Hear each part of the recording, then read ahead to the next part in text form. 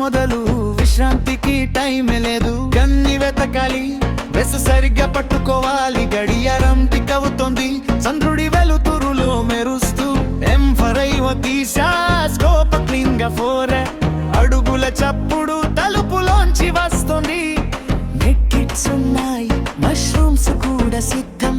Tactical గా కదులుతున్న నా వైపు చూసుకుంటూ.